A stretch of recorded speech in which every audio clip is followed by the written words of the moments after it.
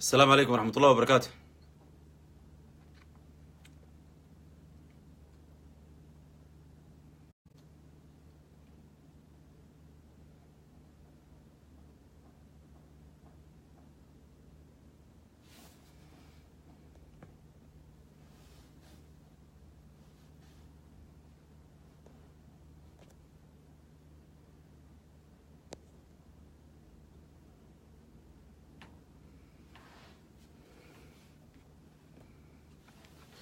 ويا السلام عليكم ورحمة الله وبركاته. كسور دوادا برامج كان أنه إن شاء الله كورة يسندونا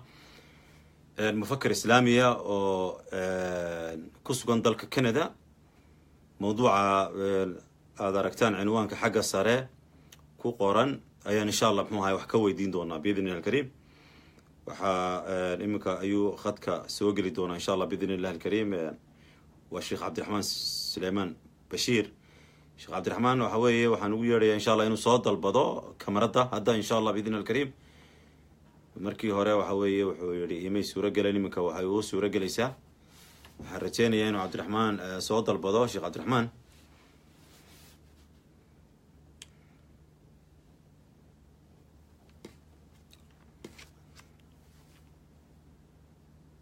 iina soo qoro insha allah biidni alkariim qoraa la ii soo qoro soona dalbado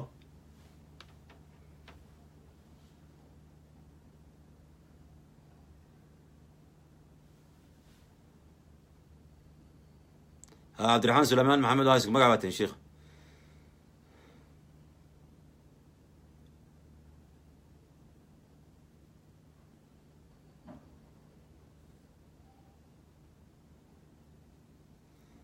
طلو مركب محوية أي مكان ها واحد هذا بس هذا البشيخ عبد الرحمن soo dalbo way xidhneeday iminkaan furay haddana waxa weeye way xidhneeday soo dalbo waxa weeye qof bay sheegay markii inaan hagaajiyo kadibna cabdiraxmaan sheekh cabdiraxmaan soo dalbo baarak allahu fiik u daaya baarak allahu fiik dad badan oo ku jira khadka ayaan u jeedaa waxaan ka codsanayaa inaad u daysaan dhammaantiin shiikha khadka soo gale ha soo codsanin idinku fursadayn siina shiikha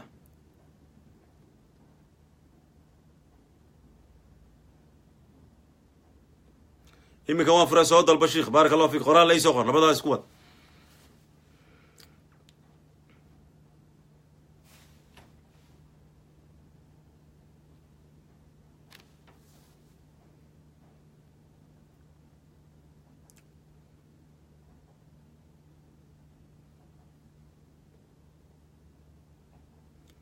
sheekh soo dalbo insha allah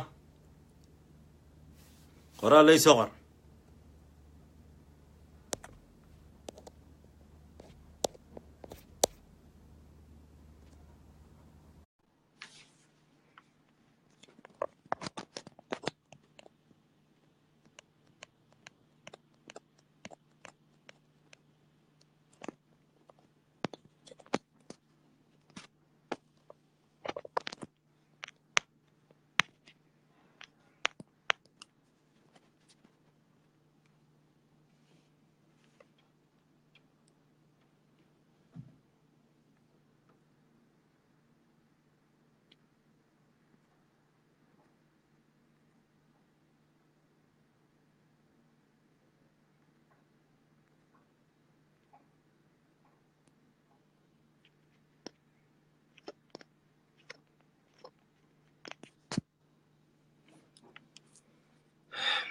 ما يا شيخ مالكم على ما قرني وان كواركي عبد الرحمن سليمان وسود البطي وحوي وان كواركي انا ما كاتوري مر وحوي وان كواركي ودي قال لي كنت جايبه ترى لكن عندنا شيخ هنا كنت جايبه بلا adigu caadi waan isku dalban karaa adiga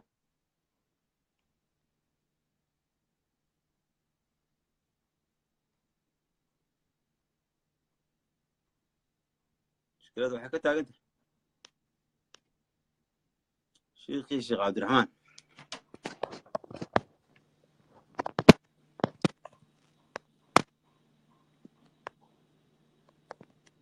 jaan iyo eri meel u dhigay lama hayo.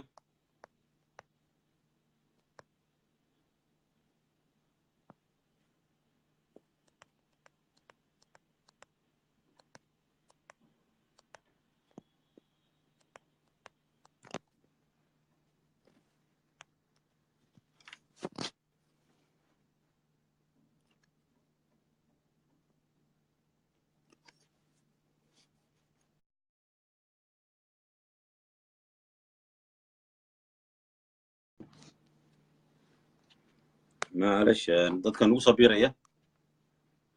waxa uu sheegaynaa waa barnaamij toosa oo inoogu marti yahay sheekh cabdiraxmaan. waayo anigaan kusoo dalbaday sheikhu, anigaa kusoo dalbaday aqbal haddaba. sheekhii waxa weye waxaan u diray codsigii kamaradda, marka insha allah waa aqbali doonaa biidni illahi alkariim.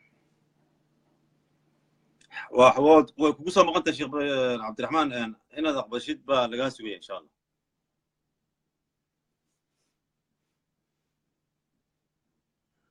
halka aadin baan ku arkaa idaafa, xaggaaga inaad ogolaatid baa lagaa sugaya insha allah sheekh.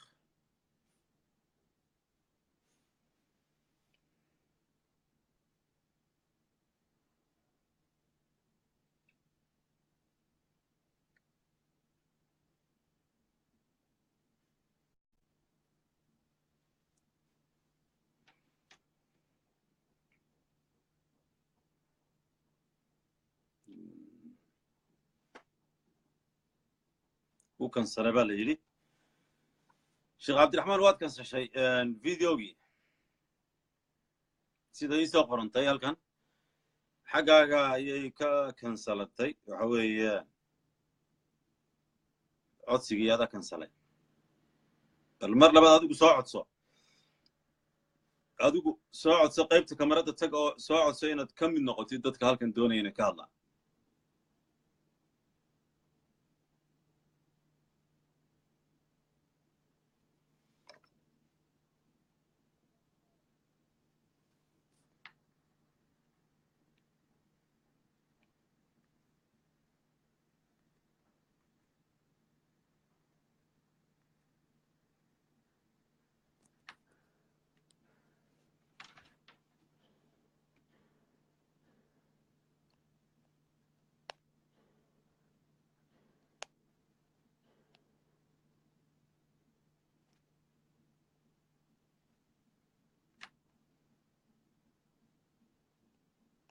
والله مختار cabdiyo moji sheikha waxaa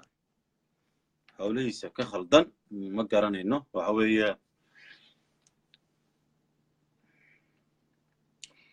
sheikhu waxa weeye uma badnayn inuu muxuu ahay soo galo barnaamij toose. xayaak muxuu ahay qanciye ayaa waxau leeyahay cabdilmalik axlى salaam min ashacb asalaam buuhodle. war buuhodle meeshan ku dhasho weeye qanciyo, iigaa buuhodlan ku dhashay.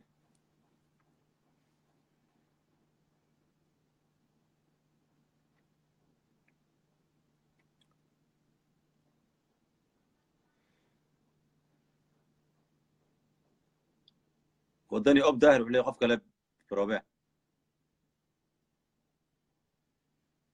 qof kalena wuxuu yidhi khali sheekh yatacallam dowra fi lcombyuter. maxaa u qoran cabdu magacaaga ma akrin kara.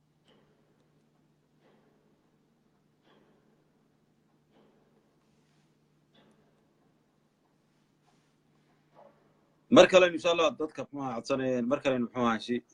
yani maalin ugu soo talagelaynaa dadweynaha yani inta mawduuc dhex dhigno insha allah. laakiin iminka mawduucan muxuu ahaa sheikh ayuha sheekh cabdiraxmaan waxa weeye waa ku sugaynaa biidni illahi alkariim. waxa weeye noo soo qor haddaad khadka noogu jirtid, mar labaad soo codso. dad badan baa muxuu ahaa khadkii u furmoo dee soo codsanaya, ha soo codsanina ka daaya.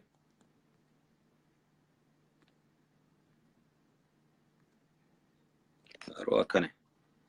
sheikhi waa kane anigaa ku daray way soo codsadee waan ku daray sheikh insha allah waxaan rajaynaya inuu ka soo geli doono biidni illahi alkariim.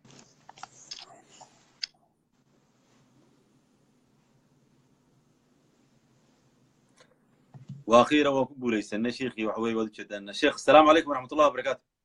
وعليكم السلام ورحمة الله وبركاته. أهلا وسهلا. حياك وبياك وحوي داوديال دغيستيال انت نala socoto meel kasto aad joogtaan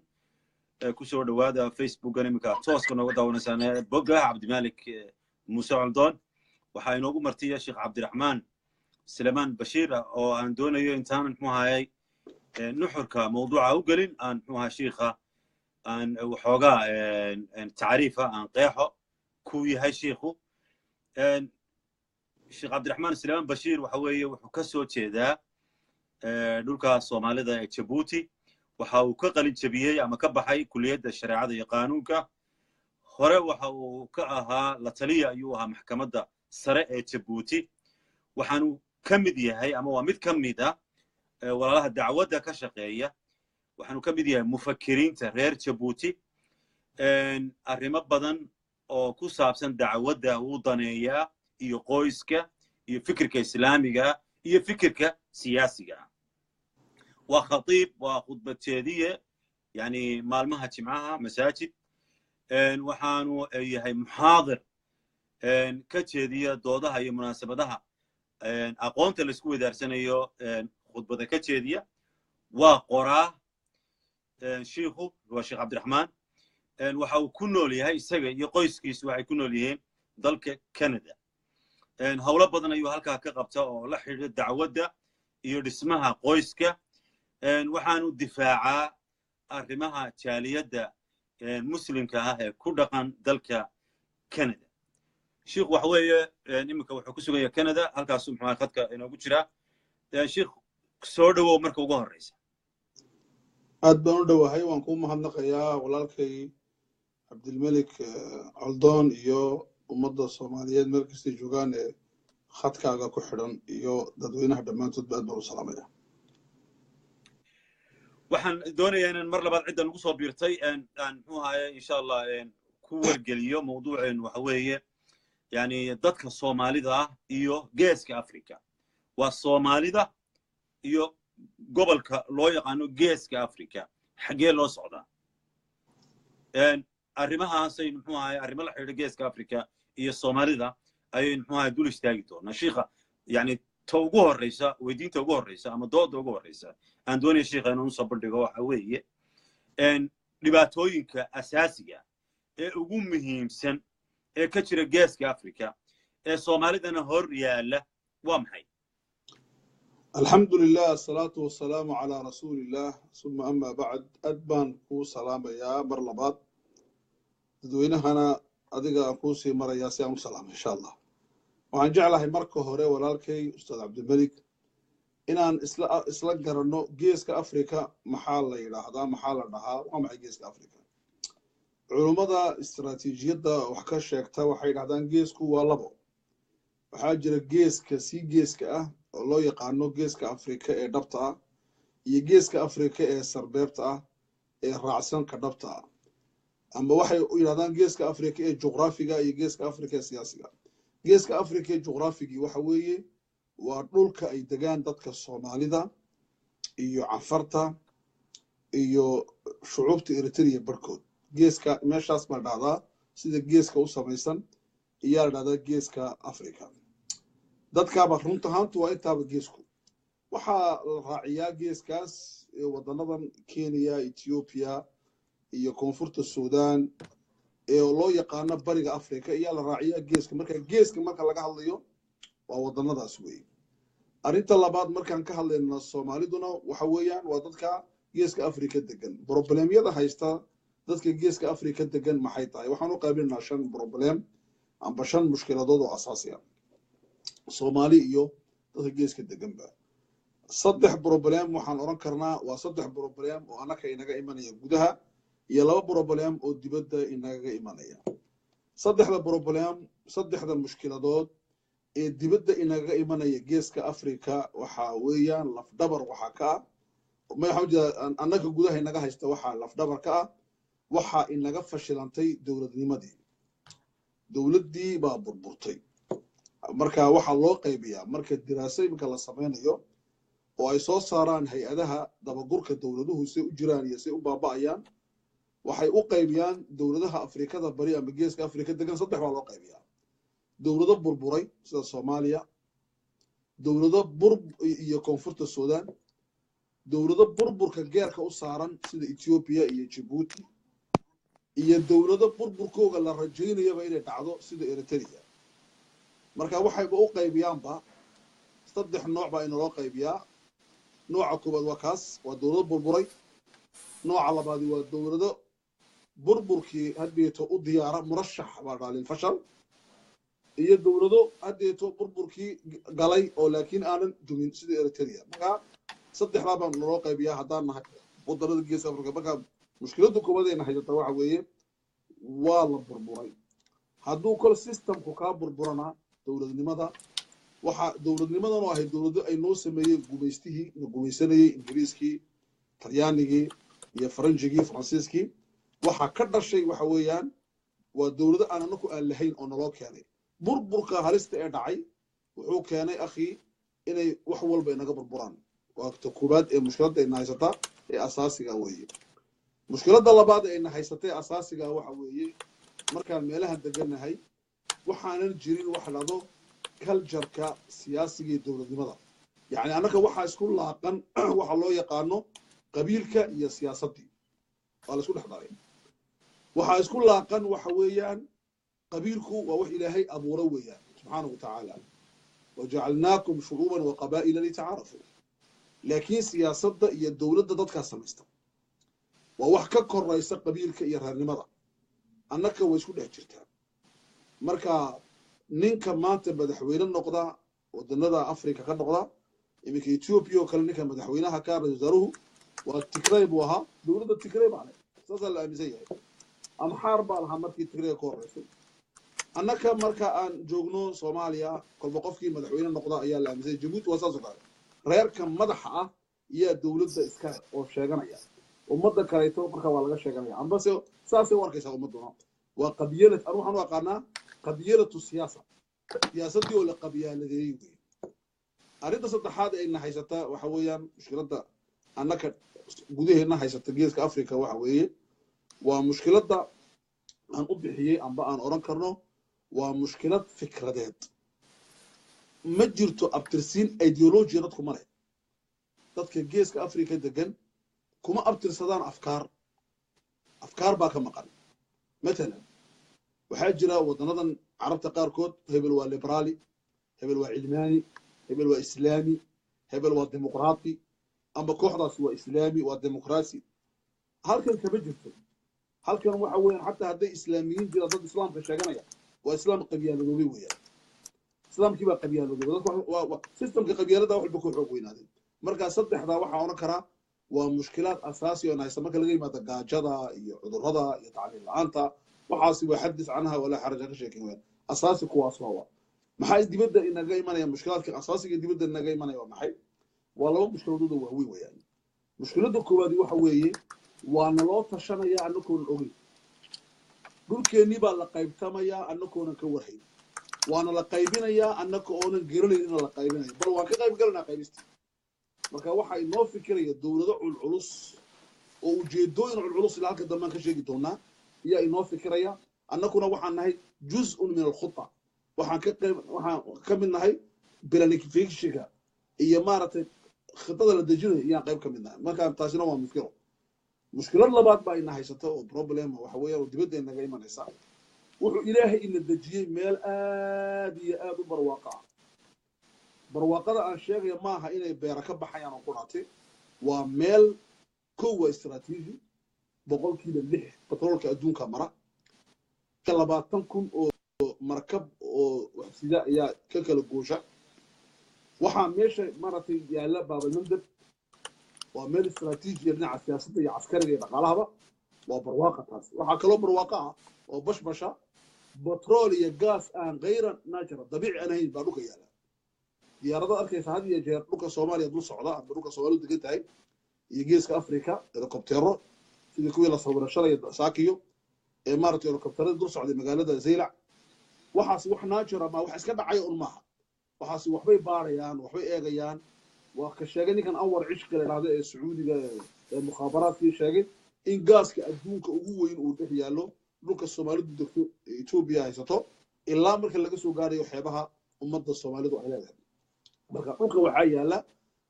أود